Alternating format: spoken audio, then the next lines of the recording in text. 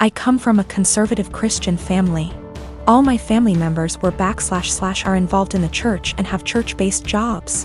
When they met my wife, they loved her and embraced her as their own. We dated for 2 years and discovered she was pregnant after we got engaged. Invitations were already given at the time, and we decided to still have the wedding on date when my wife was 5 months in. My family were furious when they found out my wife was pregnant. They asked if we even still considered having a wedding. I said why not, but they were very upset, especially Mom and Dad, who said they've always been known for their decency and good Christian values, and weren't willing to let this stain their reputation.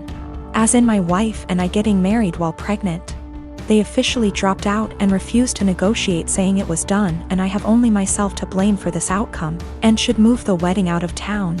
I was hurt. I tried to change their minds and checked with other members, but my brother said he had no intentions to look like a joke in front of his fellow church members and dropped out.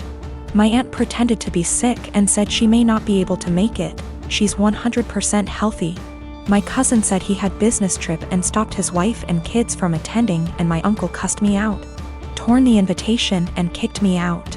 I felt terrible with no family members of my own to support me and share my joy at my wedding. I even broke down crying after the ceremony. I haven't spoken to them for months and then got busy with my 4-week-old daughter.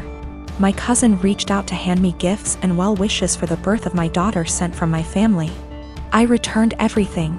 He sat with me on behalf of the family, saying I shouldn't have returned gifts that were from my family who want to see and hopefully be involved in my daughter's life. He said Mom's longing to meet her grandbaby and everyone else is wanting to visit soon to celebrate my daughter's life. I asked him this question. I said, wasn't my daughter the reason why the entire lot of them abandoned my wedding?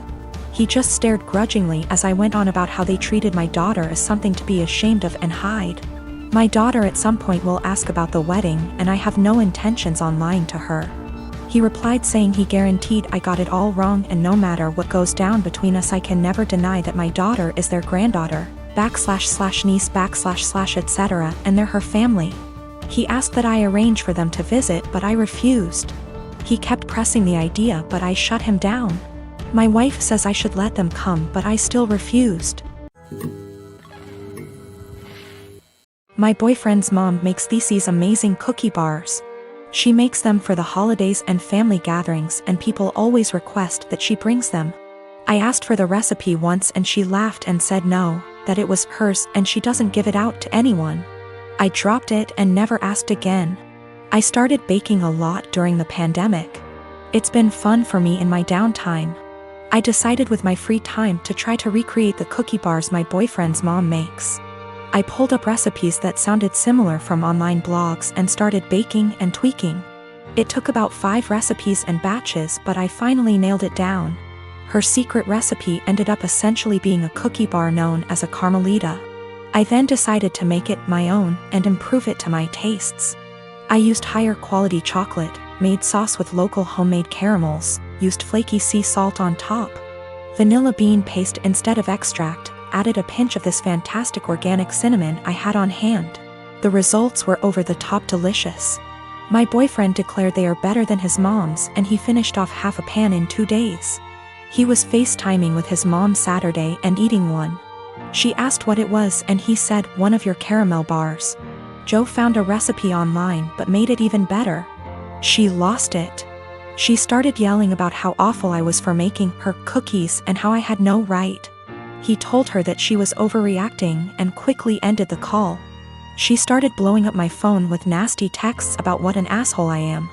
I explained to her that I found the recipe I used online where it was very public. I had actually tweaked that to make it more my own, and that I wasn't ever planning on bringing them to an event she's at, so I did not see what the big deal was. She didn't care. She called me names and told me I was wrong for baking a recipe that I knew was similar to hers. She isn't speaking to me or her son. While I don't think my boyfriend should have made the comment about how I made it even better to his mom, taking that out of the equation, she thinks I'm an asshole for even making them to begin with. I disagree. But from the texts from her and a couple other family members of hers, they think I crossed a line. I am 17, female, have a child Aaliyah. She is 6 years old with my ex Jacob. He is 33 years old. He has a new girlfriend, Regina. She is 27 years old. We just finalized a court order he requested after meeting her and currently have complete 50/50 custody. Regina has always been a little too involved and believes that since she trains parents to parent, she knows everything. Every time I ask Jacob for help with Aaliyah, he comes with suggestions from Regina instead of workshopping things between the two of us. She has been overstepping for years. Jacob and I are pretty much parallel parenting now and do everything separate, including birthdays and even parent-teacher conferences. He brings Regina with him to his meetings. Regina picks Aaliyah up from school every day because I don't get off work in time, and he did not want to pay for the after-school program, since he did not need it during his time. So of course he jumps at the opportunity to involve Regina. Well, I currently am trying to find a car because I lost mine, so she ends up bringing Aaliyah to my home instead of our meeting point. When she showed up with my daughter, she was being really quiet and looked sad. When I asked her what was wrong, she wouldn't tell me, so I confronted Regina at her car, who said she took away Aaliyah's tablet and TV time because she refused to do her homework and kept her home from cheerleading practice until it was done, so she missed it. Aaliyah loves cheer, and this was just cruel to me. It's something she and Regina connect over, and she got her all into this sport just to use it as a tool to control her? To rip away when she feels like it? She's 6 years old, and that was not her place. I have told her before she was not allowed to discipline, but she said, if she is going to have Regina in her care, she will have to discipline her, and since she does not yell or hit, she doesn't understand the problem. I told her she is not a mom and should not be acting like one. She said this is why Aaliyah has behavior issues in my care and left. I called Jacob and demanded that Aaliyah is put in the after-school program, and he refused, saying I was being ridiculous. But the parenting plan says no cruel punishments and that only the parents should lead most discipline. If he's doing what she says all the time, how is he leading? Now she is refusing to bring her to my home, and I have to Uber to the meeting point, which is costing me loads of money. Is this something I take them back to court about? Edit to add that she keeps her for a couple hours after school until I get off. That's how she had enough time to discipline her. Yes, there is a clause about meeting partners. She's been around a few years, that's not the issue. She's just too involved in parenting and has been for a while. I feel like there are certain boundaries that should be in place and certain things only parents should handle, like discipline and PT conferences, etc. She claims she kept trying to get her to do her work, but she just refused, saying she wanted to play on her tablet instead. She should have called me or her dad when this happened. Cheerleading was Regina's idea. She was a cheerleader and pushed for Aaliyah to join.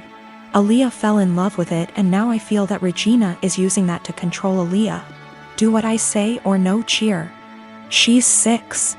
If she kept refusing to do her homework, she should have called me to discuss a consequence. If she's alone with Aaliyah during either parent's time, she needs to discuss with both parents what the course of action should be for discipline. She is not a teacher. She is not a professional we are paying for, therefore guidelines need to be followed. I, 29F, dated a guy Joe, 30M, for 3 months before he left me to go back to his ex Kim, 30F. Right after we broke up, I found out I was pregnant, and now I'm at 24 weeks. I let him know, and he was ecstatic. Turns out his girlfriend had fertility issues and would likely never be able to get pregnant naturally, and he has always wanted to be a father. Getting back together was out of the question for both of us, so he's still with his girlfriend. Joe was only allowed at the initial appointment because of COVID-19, and we found out I was having twins. According to Joe, when he told Kim, she had a mental breakdown about her infertility and wanted to talk to me. I met them at their house, and Kim stated that she wanted to be involved in my pregnancy because she would eventually be the children's stepmother. She started telling me that I needed to do a home birth, that I needed to formula feed so that they could have the babies half of the week, that she wanted 1 boy and 1 girl, and that she wanted the kid to call her mama since they would be calling me mommy. I shut her down and said I would make the best choices for my children and my body and left. Kim continued to be overbearing and texting me every day about my eating habits, exercise habits, and ing about how her job wouldn't let her take maternity leave. At the virtual genetics counseling appointment, she attended instead of Joe and took over the whole meeting, trying to talk about her family history, which wasn't relevant. When it came time for my 20-week level 2 scan, they allowed me one guest and Joe suggested I take Kim instead of him, which I refused to do. Joe did end up coming and he found out the gender because I wanted to keep it a surprise for me so we could throw a gender reveal party. I put a pregnancy announcement on my social media and then she put up an announcement saying they were expecting twins. The non-traditional way, and how blessed she was. I was irritated but I kept my mouth shut. Then she threw a gender reveal party and posted it on social media. I wasn't even invited. She also announced that she's having a baby shower. I commented on her posts and told her to stop treating me like a surrogate, that the kids weren't hers. And that Joe didn't have any claim or custody of the kids until they are born. I then called Joe and reiterated all of this and stated that I would not be seeing either of them until we went to family court, and that my mother would be my birthing partner. He and Kim and some of her friends and family are saying I'm an asshole and her mother even called and insisted I give her one of my babies like this is the parent trap? I'm definitely getting a lawyer ASAP. Y'all have scared the shit out of me but I'm happy you did. We used condoms because I do not react well to hormonal birth control and I had to wait to get a non-hormonal IUD because of other medical issues. The Thursday I posted this, I went to the police and they stated that there was nothing they could do because a crime hadn't been committed. In my state, orders of protection are criminal or family, so I was able to get one against Joe. On Friday, I did get a lawyer and they let me know in my state there was nothing I could do as far as custody before the babies are born. So I will be leaving my state soon to ensure that this isn't my baby's home state and I can't be charged with anything. Kim came to my job, damaged my car, and broke a bunch of office windows. I work with kids, so she was arrested for not just the criminal damage and trespassing but also child endangerment, so hopefully, that works in my favor. Also, if Joe did it on purpose, I don't think Kim knew. Because she was screaming at me about how I stole her life and everything I had was supposed to be hers. I have orders of protection against both Kim and Joe. I left the state anyway and Joe and Kim started harassing me again because there's no legal jurisdiction when you leave the state. But I have enough evidence that I was able to press charges in my current state as well and will be pursuing a restraining order here.